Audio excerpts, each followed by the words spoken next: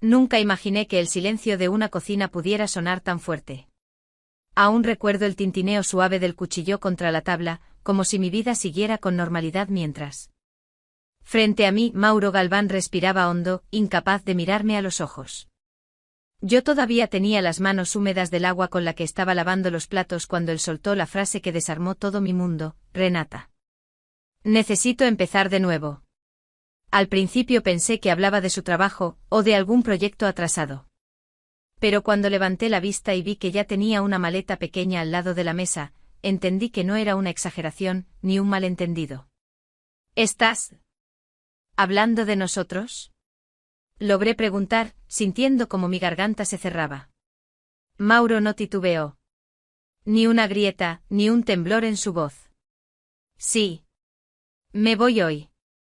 Ya lo decidí. No lloré. No grité. Ni siquiera pude moverme. Me quedé allí con el agua corriendo sobre mis manos, como si necesitara aferrarme a algo que todavía pudiera controlar. Solo unas semanas antes, yo había liquidado 1.400.000 pesos mexicanos para salvar a su familia de una deuda que los estaba devorando. Ese dinero era mi seguridad. Mis ahorros de años, mi todo, y ellos lo sabían. Y aún así, él se iba. ¿Qué hay de lo que hice por ustedes? Susurré. Más por necesidad de escuchar mi propia voz que por esperar una respuesta. Mauro simplemente se cruzó de brazos, como si la conversación lo cansara. Mi familia ya está estable. Lo demás, bueno, lo que pase contigo ya no me corresponde. Si alguien me hubiera contado que ese hombre, el mismo que me juró amor frente a mis padres, sería capaz de pronunciar algo tan cruel con tanta calma, no lo habría creído. Pero ahí estaba. Tan real como el sabor metálico que me llenó la boca cuando sentí que mi corazón se hundía. No quise suplicar. La dignidad es una flama que se apaga rápido si uno la deja sola, y en ese instante era la única chispa que me quedaba. Me giré lentamente para no mostrarle cómo mis labios temblaban. Haz lo que tengas que hacer, murmuré. Mauro salió sin mirar atrás. La puerta se cerró con un clic suave. Demasiado suave para lo que significaba. Y cuando finalmente me atreví a soltar el aire, un pensamiento frío cayó sobre mí: su familia debe saberlo. Claro que debe saberlo. Tomé el teléfono con manos torpes y marqué el número de doña Hortensia, mi suegra. O al menos así la llamaba hasta ese día. Respondió rápido. Casi ansiosa, como si hubiera estado esperando mi llamada. Sí. Mauro se fue, dije con la voz apenas audible. ¿Después de qué? Después de que pagué la deuda de su familia. Solo quería entender por qué. No alcancé a terminar. Su risa seca y áspera me interrumpió. Ay, Renata. ¿De verdad creíste que el dinero te daría un lugar en esta familia? Sentí como algo dentro de mí se rompía de forma silenciosa pero definitiva. No pude contestar. No valía la pena. Ella continuó hablando, pero yo ya no escuchaba. La frase quedó suspendida en mi pecho como una daga que no se atreve a hundirse del todo. Colgué sin despedirme. Me quedé mirando la pared, sin lágrimas, sin rabia, sin palabras. Solo, vacía. Como si toda mi historia hubiera sido escrita por otros y de pronto me hubieran arrancado del papel. Y aún así, en medio de ese silencio devastador, una verdad empezó a tomar forma, débil pero firme. Como una línea de luz filtrándose por una puerta entreabierta. Para entender cómo llegué a ese momento, tengo que regresar al principio. Cuando pienso en Mauro, antes de que todo se desmoronara, lo primero que recuerdo es la luz cálida de la biblioteca de la Universidad de Guadalajara. Yo estaba buscando un libro que, irónicamente, nunca encontré y él apareció por detrás con ese tono confiado que entonces me parecía encantador. ¿Buscas algo difícil o solo finges para llamar la atención? Me dijo sonriendo. En aquel momento me reí. Ahora lo pienso y me pregunto si no fue la primera señal de que Mauro siempre se sintió demasiado cómodo ocupando espacios que no le correspondían. Pero en esa época, no. En esa época yo solo veía a un muchacho inteligente, simpático y lleno de sueños. Pasábamos horas estudiando compartiendo café barato y hablando de planes que ahora sé que jamás fueron planes compartidos, sino los suyos, y los míos, ingenuamente pegados a los de él. Nos enamoramos como se enamora uno a los 20, rápido, profundamente, sin miedo y sin medir el costo. Nuestro noviazgo fue sencillo. No hubo viajes caros ni regalos extravagantes. Hubo caminatas largas por el centro o helados de vainilla, y la sensación de que éramos invencibles. Cuando Mauro me propuso matrimonio, lo hizo en un parque que visitábamos cada jueves. Sacó un anillo modesto, visiblemente nervioso. Y yo sentí que el corazón se me quería salir del pecho. No por el anillo, claro, sino porque él, en ese momento, representaba todo lo que yo creía merecer: estabilidad, amor, compañerismo. Acepté sin dudar. Nuestra boda tampoco fue ostentosa. Una ceremonia pequeña. Flores blancas y música suave. Recuerdo a mis padres llorando de alegría, y a los padres de Mauro, bueno, ellos siempre tuvieron una distancia elegante. Como quien mira una obra y aún no decide si aplaudir o criticarla. Pero yo no lo veía así entonces. Yo solo veía una familia seria, reservada. Y pensaba que con el tiempo nos acercaríamos.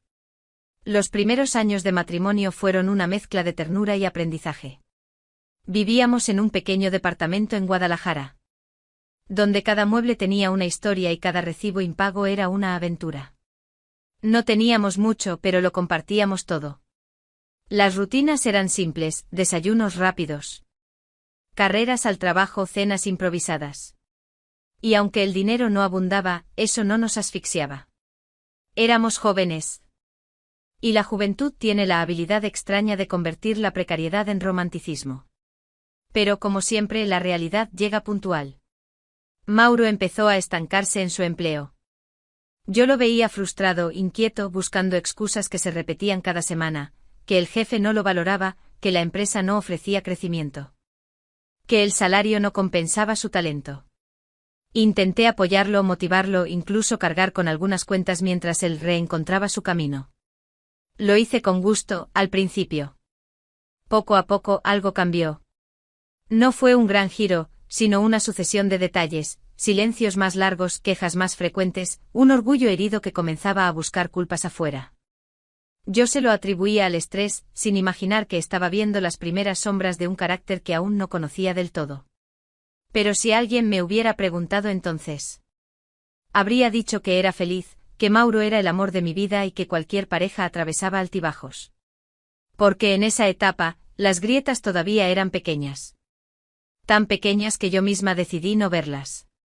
Si hubiera sabido lo que vendría después, quizá habría prestado más atención a esos primeros temblores en lugar de celebrar la estabilidad aparente. Pero no. Vivía enamorada, confiada.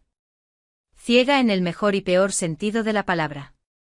Y así siguió todo tranquilo, casi perfecto, hasta que la primera tormenta anunció que nada volvería a ser igual. Hay noches que parecen comenzar normales, casi rutinarias, pero que terminan dividiendo tu vida en un antes y un después. Esa noche Mauro llegó tarde. Algo en su manera de cerrar la puerta, demasiado suave, demasiado lento, ya me advirtió que algo no estaba bien. Llevaba la camisa arrugada, el rostro pálido. Y un nerviosismo que no trató siquiera de disimular. ¿Todo bien?, pregunté desde la mesa, donde aún estaba revisando unas cuentas de trabajo. Mauro no respondió. Caminó hasta el refrigerador, tomó una botella de agua y la apretó con tanta fuerza que pensé que iba a romperla.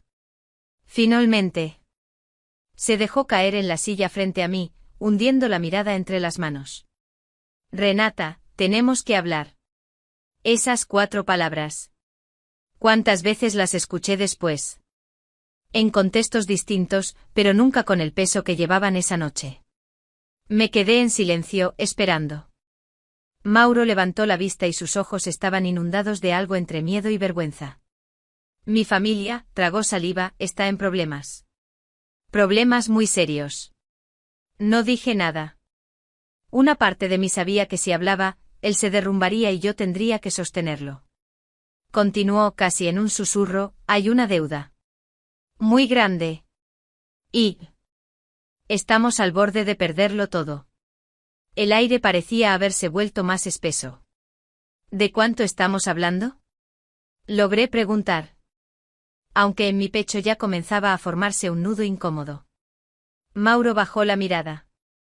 1.400.000 pesos. Sentí un hormigueo recorrerme la espalda. Me incorporé en la silla, incrédula. ¿Cómo? ¿Cuándo pasó esto? ¿Por qué nadie me dijo nada? Él negó con la cabeza repetidamente. Como si quisiera sacudirse la vergüenza adherida a su piel. Es complicado. Mi papá tomó decisiones equivocadas, negocios que no salieron como esperaba. ¿Y mi mamá? Ya sabes cómo es, jamás lo admitiría abiertamente. Pero Renata, si no pagamos, el banco va a mover todo para quitarles la casa, los locales, todo lo que construyeron. Tomó aire. Y eres mi única esperanza. Esa frase cayó sobre mí como un golpe seco. Eres mi única esperanza. La repitió de nuevo más bajo. Casi temblando, no tengo a nadie más. Solo a ti. Y ahí estuvo el punto exacto donde mi corazón y mi sentido común empezaron a pelear. Yo lo miraba. Veía al hombre con el que había compartido sueños, risas, cumpleaños, fracasos. El mismo que años atrás me recitaba planes de vida mientras caminábamos por Chapultepec. ¿Cómo decirle que no? Pero también sentí algo oscuro, silencioso, reptando en mi interior. ¿Por qué ahora? ¿Por qué así? Porque todo se presentaba como una emergencia que, misteriosamente, nadie había mencionado antes. Intenté procesarlo, pero Mauro tomó mis manos con las suyas, apretándolas con desesperación.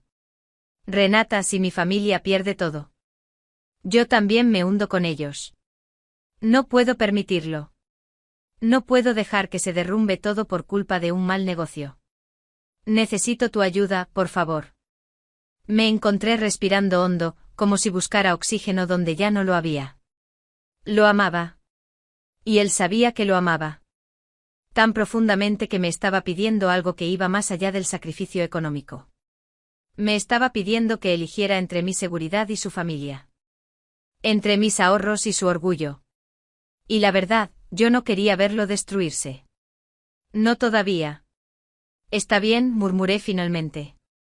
Veremos qué puedo hacer. Lo dije con una calma que no sentía. Por dentro una alarma comenzaba a sonar, insistente, pero yo la ignoré. Pensé que el amor justificaba todo.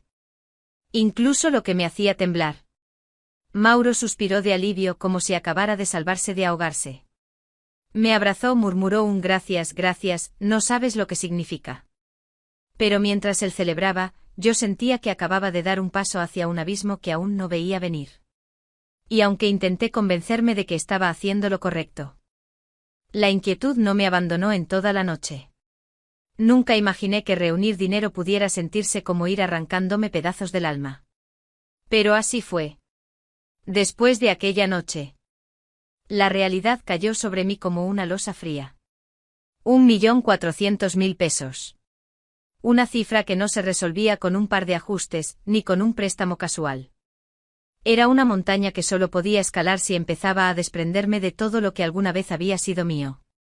Lo primero que vendí fueron las alhajas de mi abuela. Recuerdo haber abierto aquella cajita forrada de terciopelo donde guardaba su cadena favorita, los aretes que siempre usaba en Navidad. La pulsera que heredé cuando cumplí 15 años.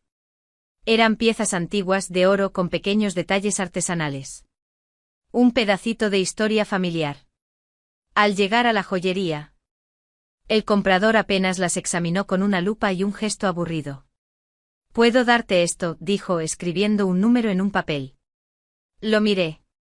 Era menos de lo que valían sentimentalmente, pero suficiente para empezar. Apreté los labios y asentí. «Está bien». Cuando salí sentí que dejaba atrás algo más que objetos. Era como si hubiera empeñado una parte de mi identidad. El segundo sacrificio fue aún más doloroso, mis ahorros de toda la vida. Había trabajado desde los 18 años. Primero como becaria, luego en una oficina pequeña del centro de Guadalajara. Cada quincena apartaba un poco soñando con un negocio propio. Quizás una tiendita de diseño o un pequeño estudio creativo. Ese dinero era mi red de seguridad, mi backup emocional, mi algún día. Abrir la banca digital y ver desaparecer esa cantidad con un clic me dejó un vacío en el pecho. Lo hago por amor, me repetí. Una frase que, en ese momento, me sonaba noble. Hoy sé que era mi forma de sobrevivir al dolor. También tuve que renunciar a un proyecto personal que llevaba meses preparando. Un diplomado que soñaba cursar, uno que abriría puertas profesionales. Ya había apartado mi lugar, comprado materiales, imaginado cómo sería volver a estudiar. Pero tuve que cancelarlo. El correo de confirmación de la devolución parcial del dinero me llegó mientras preparaba café. Lo leí 3 veces. No lloré. Pero algo en mí se quebró silenciosamente. Durante esas semanas, Mauro estaba distante aunque preocupado, según sus palabras. Y yo, en un intento desesperado de sostenerlo. Me convencí de que así debía ser. Entiendo que estés estresado, le dije una noche buscando su mirada. Él solo respondió, que son momentos difíciles, Renata. Haz lo que puedas. Eso era todo. Ni un abrazo. Ni un gracias. Solo presión. Cuando entregamos el dinero a su familia, esperaba, al menos, un gesto mínimo de gratitud. Una sonrisa. Una señal. Un te lo agradeceremos siempre. Pero no. Doña Hortensia tomó los cheques con la frialdad con la que otro tomaría una factura común. Ni siquiera me miró. Su esposo solo dijo, era necesario. Y Mauro, mi esposo, se limitó a poner una mano en mi espalda, como si yo fuera una colaboradora más. No la mujer que acababa de entregar todo lo que tenía. Ese silencio fue ensordecedor. Intenté justificarlo, son personas orgullosas. Les cuesta demostrar emociones. Lo importante es que ahora estarán bien. Pero cada noche al acostarme, sentía que algo no encajaba. Una inquietud sutil.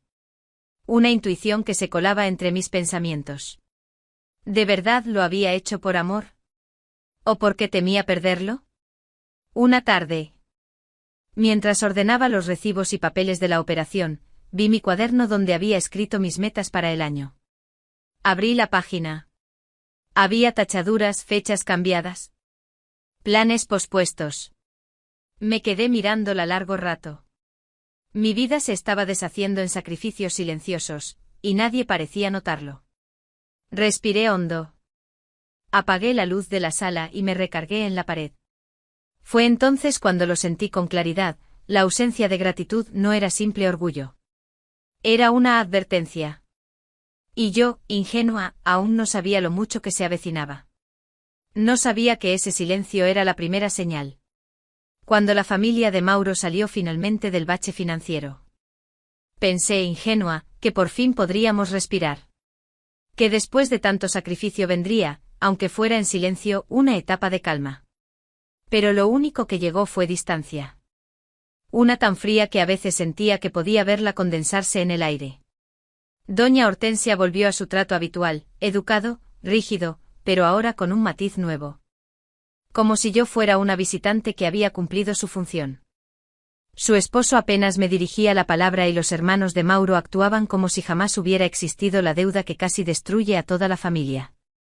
Era como si mi aporte hubiera sido una nota al pie de página, útil, pero prescindible. Y Mauro. Mauro cambió más que todos. Ya no me abrazaba al llegar del trabajo, ni me preguntaba cómo estaba, ni compartía conmigo el cansancio del día. Se volvió un hombre lleno de silencios incómodos y de excusas flojas. Tengo mucho trabajo. Decía sin mirarme. Necesito espacio. No hagas preguntas, Renata. No ahora. Llevaba siempre el teléfono pegado a la mano, con la pantalla hacia abajo. Respondía mensajes a horas ridículas y borraba el historial. Pero yo aún quería creer. Quería pensar que estaba estresado, que necesitaba tiempo, que lo nuestro seguía siendo lo que alguna vez fue. Todo se vino abajo una tarde. Cuando revisé un recibo bancario que no era mío. Mauro había dejado su computadora abierta en la mesa y la notificación saltó en la pantalla, transferencia automática a una cuenta desconocida. El monto no era escandaloso. Pero la frecuencia sí, cada semana. Mi estómago se hizo un nudo. Tenía miedo de preguntar, pero más miedo de descubrir la respuesta. Esa noche al llegar, lo encontré guardando ropa en una maleta. Sus movimientos eran mecánicos, casi indiferentes, como quien se prepara para un viaje de trabajo. ¿A dónde vas?, pregunté, sintiendo como la garganta se me cerraba. Él no levantó la vista. Renata, necesitamos un descanso. Alzó finalmente la mirada, vacía. Ya no funciona. Quiero empezar de nuevo. Empezar de nuevo. Las mismas palabras que había dicho semanas antes, pero ahora sin la máscara de preocupación. Ahora eran un veredicto. ¿Después de todo lo que hice por tu familia?, logré decir con un hilo de voz. Él se encogió de hombros, como si yo hablara de un favor menor. De algo que no tenía importancia. No te pedí que lo hicieras. Respondió con frialdad. Su indiferencia me golpeó más fuerte que cualquier verdad oculta. Ahí entendí algo que no quería admitir: para él yo no había sido una pareja. Había sido un trampolín financiero. Nada más. Lo vi cerrar la maleta, ajustar la cremallera y caminar hacia la puerta sin volver atrás. Ni una disculpa. Ni una explicación completa. Ni un gracias. Nada. El silencio que dejó al cerrar la puerta fue tan profundo que por un instante pensé que me iba a partir en dos. Pero no. Algo dentro de mí, algo pequeño, tenue, permaneció en pie. Respiré hondo. Me sequé las lágrimas con la mano temblorosa. Quizá no sabía cómo vengarme. Pero sí sabía que no iba a quedarme destruida. Cuando Mauro se fue, mi departamento quedó en silencio, pero mi mente no. Algo dentro de mí, quizá el orgullo herido o tal vez la necesidad de recuperar mi dignidad, comenzó a rebelarse. No podía permitir que todo lo que había dado, mi dinero, mis sueños, mis recuerdos familiares, desapareciera como si nunca hubiera existido. Así que encendí la lámpara de la sala. Respiré hondo y abrí la carpeta donde estaban nuestros estados de cuenta. No sabía que ese primer clic iba a cambiarlo todo. Empecé revisando lo obvio: movimientos recientes. Transferencias, pagos automáticos. Al principio todo parecía normal, pero conforme avanzaba cronológicamente, las piezas comenzaron a encajar de una manera inquietante. Había transferencias pequeñas, pero constantes, desde 2 meses antes de que Mauro confesara la deuda familiar. Eran montos que no llamaban la atención por sí mismos. Pero juntos formaban un patrón. Un patrón que no se explica con mala suerte financiera, ni con emergencias familiares. El verdadero golpe llegó cuando comparé esas fechas con los correos que Mauro había archivado en una carpeta aparentemente inocente llamada administrativo. Él nunca usaba nombres tan cuadrados. Era más de poner cosas o pendientes. Esa palabra tan seria me dio mala espina. Y ahí estaban, correos intercambiados entre Mauro, su hermano y un contador de la familia Galván Reynoso, hablando de fondos de respaldo, aportes voluntarios y corridas simuladas de flujo. Yo no era experta en contabilidad, pero tampoco ingenua. En uno de los correos más antiguos, fechado meses antes de que yo vendiera las joyas de mi abuela, alguien escribió: si Renata coopera, cerramos el ciclo sin problema. Coopera. Como si yo fuera un recurso. Un activo movilizable. Me quedé sentada en silencio largo rato, sintiendo una mezcla de asco y rabia trepar por mi pecho. No solo me habían usado, lo habían planeado. Habían discutido mis ahorros, mis bienes, mi capacidad de apoyar. Como si yo fuera un cajero automático con piernas. El colmo llegó cuando rastreé las transferencias que Mauro hacía cada semana. Iban a una cuenta vinculada a un fondo opaco administrado por un socio de los Galván Reynoso. No aparecía su nombre por ningún lado, pero la estructura era demasiado obvia. Parecía un intento de dispersar dinero. Y ni siquiera lo habían hecho bien. Yo, que apenas sabía revisar mi banca en línea sin equivocarme de pestaña, estaba descubriendo una estructura que olía a lavado de dinero. Paradójico. Y un poquito preocupante. Fue en ese momento cuando decidí ir a la policía. No para denunciar, aún no tenía claro qué era lo que tenía entre manos, sino para pedir orientación. Y así conocí al capitán Rodrigo Beltrán. Entré a su oficina temblando un poco. Con una carpeta llena de impresiones y marcadores de colores que parecían más una tarea escolar que una investigación seria. Él me observó en silencio mientras yo hablaba atropelladamente.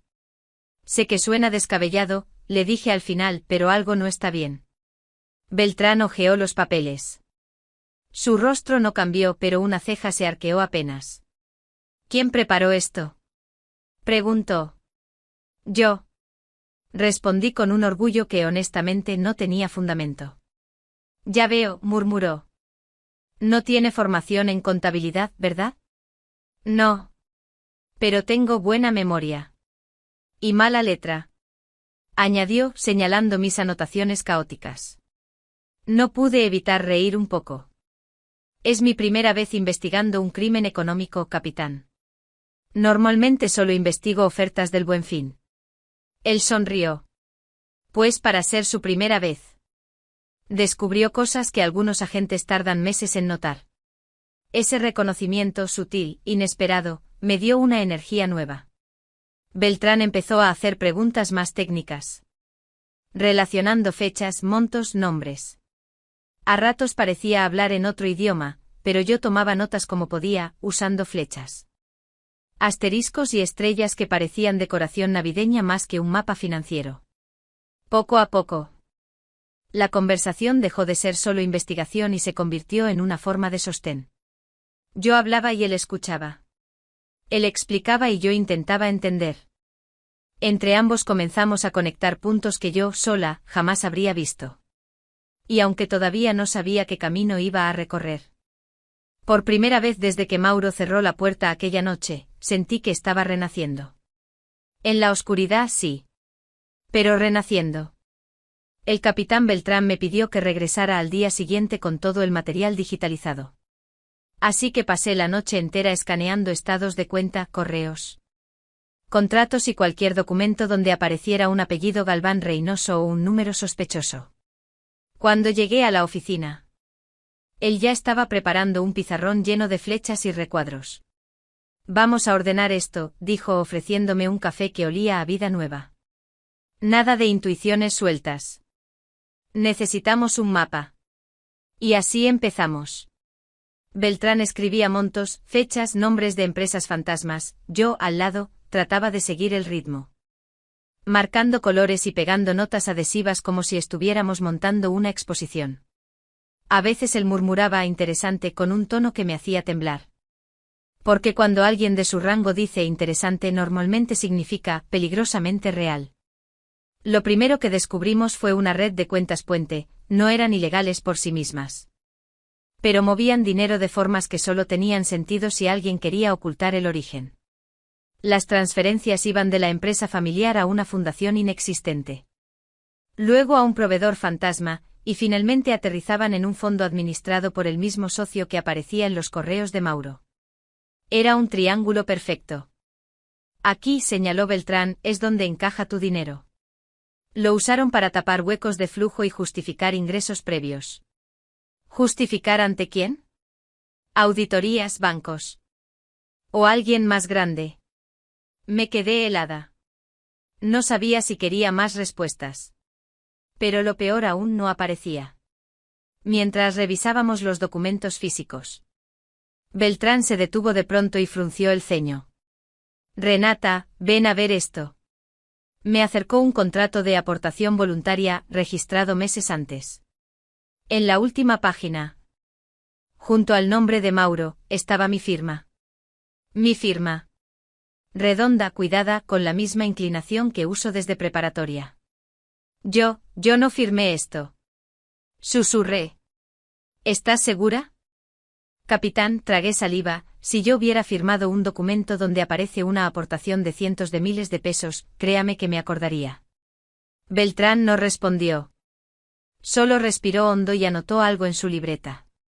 Sentí las piernas aflojarse. Me senté sin preguntar. Era una cosa que me usaran. Otra muy distinta era que falsificaran mi firma para legalizar el robo. Miré el pizarrón completo, flechas, montos, nombres, fechas. Y en medio, una línea gruesa que Beltrán había dibujado sin darse cuenta, Renata Villaseñor. Yo era el puente. El respaldo. La firma confiable. La tonta perfecta en el rompecabezas. La rabia, esa que había estado dormida bajo la tristeza, comenzó a calentarse en mi pecho. Esto no se va a quedar así. Dije. Con una voz que ni yo reconocí. No, no se va a quedar así. Repitió Beltrán, mirándome directo. Pero debemos movernos con estrategia. Esa palabra, estrategia, me hizo pensar en algo que hasta entonces no había considerado, la opinión pública. En México algunos casos solo avanzan cuando alguien los ilumina. Así que respiré hondo y pronuncié el nombre que me daba vueltas en la cabeza desde que vi la magnitud del fraude: quiero hablar con Jimena Solórzano. Beltrán abrió los ojos, sorprendido. ¿La periodista? Sí. Ella no se asusta con nada. Tampoco perdona errores. Pues no pienso cometer ninguno. Esa misma tarde la contacté. Jimena atendió mi llamada con la energía de alguien que vive oliendo incendios. ¿De qué tamaño es el escándalo?, preguntó sin siquiera saludar. ¿De tamaño? Galván Reynoso. Hubo un silencio corto. Luego, una risa baja. Eso ya suena interesante. ¿Qué tienes? Pruebas. Movimientos triangulados. Firmas falsificadas. Renata, dijo con un tono mezcla de emoción y peligro, esto huele a portada de domingo. Por primera vez desde que Mauro se fue, sentí que tenía el control de algo. Pequeño, frágil, pero real. Mi vida se había convertido en un catálogo de mentiras fabricadas por otros. Pero ahora, por fin, estaba empezando a escribir mi propia versión. Nunca pensé que volvería a maquillarme para un evento donde estaría la familia Galván Reynoso. Pero ahí estaba, frente al espejo con un vestido negro elegante. El cabello recogido y una seguridad que no sentía, pero que necesitaba interpretar. Una versión de mí que nunca habían visto. Una versión que ellos mismos habían creado.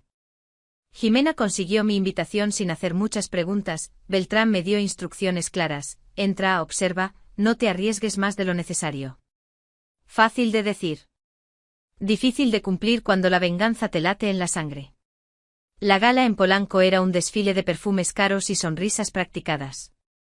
Las mujeres lucían joyas que yo había dejado de tener, y los hombres hablaban de negocios que quizá financiaban la misma red que había vaciado mis ahorros. Me mezclé sin esfuerzo. Nadie mira dos veces a alguien que parece del mismo mundo. Vi a Mauro desde lejos. Traje impecable, copa en mano, rodeado de risas. Ni una sombra de remordimiento. Ni un gesto de alguien que había dejado a su esposa después de usarla como financista improvisada. Pero yo no había venido por él. Había venido por el despacho del patriarca. La oficina privada del padre de Mauro estaba en el segundo piso. Detrás de una puerta de madera oscura que siempre vi como un símbolo de poder y secretos. Esperé el momento exacto, un brindis, la música subiendo. Los invitados girando hacia el escenario. Me escabullí por las escaleras laterales.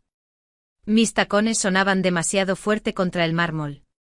Caminé de puntas, conteniendo la respiración, hasta llegar a la puerta. Estaba entreabierta. Eso me inquietó más que si hubiera estado cerrada. Entré. El olor a cuero y madera vieja me envolvió. Todo era ordenado, calculado, impecable. Sobre el escritorio una lámpara encendida iluminaba una pila de carpetas. No tenía mucho tiempo, así que abrí la primera. Documentos de donativos a fundaciones inexistentes. Registros contables alterados. Cuentas offshore vinculadas a empresas fantasma. Mi corazón golpeaba como si quisiera romper costillas. Todo lo que Beltrán y yo habíamos sospechado, estaba ahí, tan claro como la firma del patriarca al final de cada hoja. Tomé fotos rápidas. Pasé página tras página. Y entonces un sonido que paralizó cada músculo de mi cuerpo: pasos. Lentos. Cercanos. Apagué la lámpara de golpe. El clic resonó demasiado fuerte. Me agaché detrás del escritorio mientras la sombra de alguien se proyectaba sobre la puerta. Se detuvo. La respiración se me atoró en la garganta. 1 segundo. 2. 3. La puerta comenzó a abrirse. Mi mente se vació. Solo escuché el latido furioso de mi corazón. En un impulso, arrastré mi cuerpo hacia la biblioteca lateral, abrí la puerta estrecha de un archivador y me oculté detrás. Olía a polvo y tinta. Los pasos entraron. Se acercaron al escritorio. Unas hojas se movieron. Me sudaban las manos. Si respiraba un poco más fuerte me descubrirían. Si me movía, haría ruido. Después de eternos 30 segundos. Los pasos retrocedieron. La lámpara volvió a encenderse. La puerta se cerró. Esperé 1 minuto. Luego otro. Salí despacio con piernas temblorosas. No podía quedarme más. Bajé las escaleras mezclándome entre los invitados justo cuando iniciaba otro brindis. Nadie sospechó nada.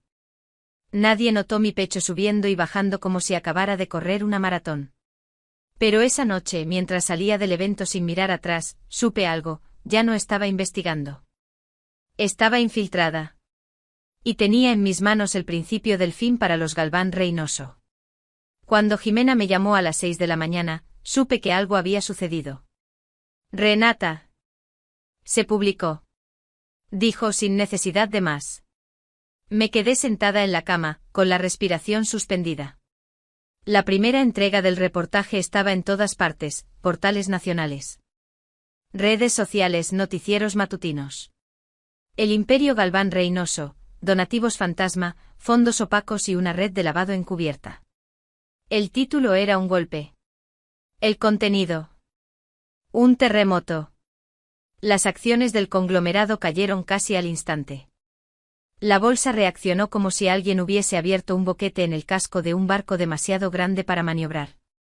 Los programas de opinión se pelearon por el análisis. Algunos hablaban de corrupción, otros de traición interna. Todos mencionaban la palabra que yo había aprendido a la fuerza, lavado. Mientras tanto, Beltrán no perdió tiempo. Gracias a los documentos recuperados en Polanco, su unidad presentó un informe detallado ante la Fiscalía. Todo estaba sustentado, los movimientos triangulados. Las cuentas offshore, los contratos manipulados y, sobre todo, las firmas falsificadas. Es sólido, me dijo, dejándome ver una copia. Y es suficiente para iniciar una carpeta de investigación formal. Por primera vez en meses, sentí que el aire volvía a entrar en mis pulmones sin dolor. La familia Galván Reynoso reaccionó como lo hacen los que siempre han tenido poder, negación furiosa primero, silencio estratégico después, caos absoluto al final. Los noticieros transmitían imágenes de ellos entrando y saliendo de oficinas, rodeados de abogados y reporteros. Eran los mismos que me habían mirado como si fuera invisible. Los mismos que habían usado mi dinero para sostener su imperio corroído. Y ahora estaban temblando. Mauro fue el que tardó menos en quebrarse. Empezó con mensajes. Después llamadas. Luego correos que iban de disculpas torpes a súplicas abiertamente desesperadas. Renata. Tenemos que hablar. No sabes lo que está pasando. No me abandones ahora. Yo leía todo en silencio. Y luego lo borraba. Pero el destino decidió que no podíamos evitar vernos para siempre. Una tarde Beltrán me llamó para informarme que habría una reunión en CDMX, fiscales, representantes legales y varias de las personas involucradas.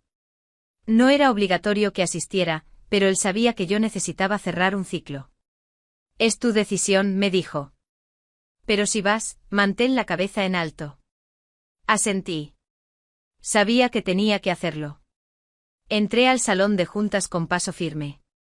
Varias miradas se giraron hacia mí. Entre ellas, la de Mauro. Sus ojos se abrieron con una mezcla de sorpresa, culpa y miedo. Lo vi acercarse balbuceando mi nombre. Renata, no entiendes. Yo no, le levanté una mano sin dejarlo terminar. No estoy aquí para escucharte. Él se quedó congelado. Doña Hortensia me observaba como si estuviera viendo un fantasma que no terminaba de aceptar. El patriarca evitaba mi mirada. Los abogados murmuraban entre ellos, nerviosos. Di un paso al frente. Mi voz salió suave, pero tan firme que incluso los fiscales se giraron hacia mí. No vine a destruirlos, dije. Dejando que las palabras cayeran con el peso que merecían. Ustedes lo hicieron solos. Hice una pausa. Yo solo traje luz. Silencio. Un silencio que por primera vez no me pertenecía.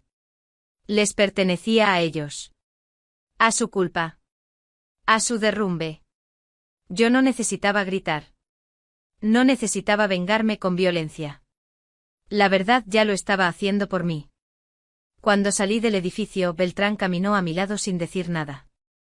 El sol caía sobre Reforma, cálido, limpio, brillante.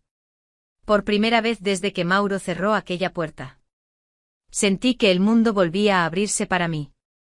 La investigación tomó fuerza más rápido de lo que cualquiera imaginó. El informe de Beltrán, reforzado con los documentos que recuperé en Polanco, llegó a manos de una fiscal especializada que no tenía miedo de enfrentarse a apellidos poderosos. Lo que al principio parecía solo un escándalo financiero se convirtió en una investigación federal con repercusiones históricas. Las primeras órdenes de aprehensión se ejecutaron al amanecer. Los noticieros interrumpieron su programación habitual para transmitir las imágenes, mi cuñado siendo escoltado fuera de su oficina, el contador de la familia intentando cubrirse el rostro, la secretaria ejecutiva llorando mientras los agentes revisaban computadoras y cajas fuertes.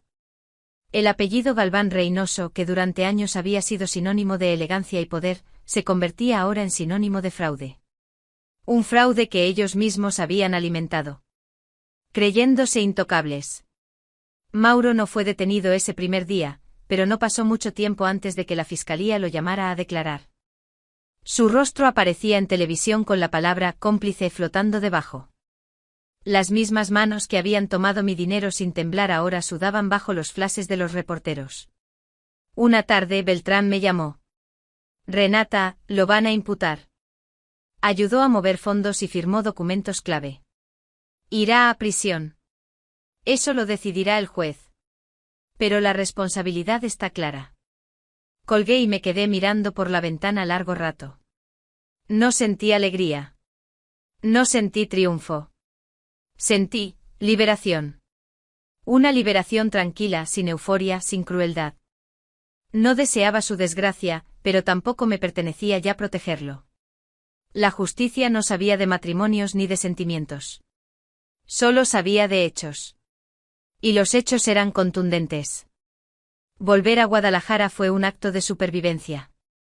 Empaqué pocas cosas, ropa sencilla, mis documentos y la libreta donde había anotado cada paso de la investigación. Me despedí del departamento que alguna vez compartí con Mauro sin nostalgia. Era un lugar lleno de silencios que no me correspondían. Al llegar, me recibió un viento cálido que olía a tierra mojada. Era curioso, donde otros verían retorno, yo veía renacimiento. Arrendé un pequeño estudio cerca del centro histórico, con paredes blancas y una ventana grande por donde entraba la luz de la tarde. No tenía lujo, pero tenía paz. Y después de todo lo que había vivido, la paz era un tesoro que no pensaba negociar. Jimena vino a visitarme un par de semanas después. Traía una sonrisa traviesa y un folder lleno de recortes. Salió el artículo final, me dijo. Y sí, te va a gustar. Lo leí despacio. Era una crónica completa del caso, pero también un retrato inesperadamente humano de mi proceso. Al final, una frase resaltada en negritas: Renata Villaseñor, la mujer que iluminó el fraude del siglo. Sentí un nudo en la garganta. Yo nunca había querido protagonismo. Solo había querido recuperar mi voz. Pero ahí estaba, mi nombre asociado no al dolor, sino a la valentía. Gracias, Jimena, susurré. No me agradezcas, respondió ella. Si algo aprendí de ti, es que incluso una mujer sola puede mover un edificio entero, si enciende la lámpara correcta. Los meses siguientes fueron simples, casi silenciosos. Caminaba por la avenida Chapultepec al atardecer, tomaba café en pequeños locales, reencontraba partes de mí que había olvidado entre los sacrificios y las humillaciones. A veces pensaba en Mauro, pero no con rencor. Más bien con una extraña compasión. Él había elegido su destino. Yo por fin, estaba eligiendo el mío. Una mañana, sentada frente a la ventana, comencé a escribir lo que se había convertido en mi verdad más profunda. Un cierre para mí. Y quizá, algún día, un comienzo para alguien más. A veces la vida te quita todo para mostrarte quién eras antes de perderte. Escribí otra línea, la dignidad no se negocia. Y finalmente, una verdad que aprendí caminando entre ruinas y reconstrucciones, la justicia no borra el dolor, pero te devuelve el lugar del que nunca debiste salir. Cerré la libreta. Respiré. Y supe que por primera vez en mucho tiempo, estaba exactamente donde debía estar. Libre. Entera. Mía.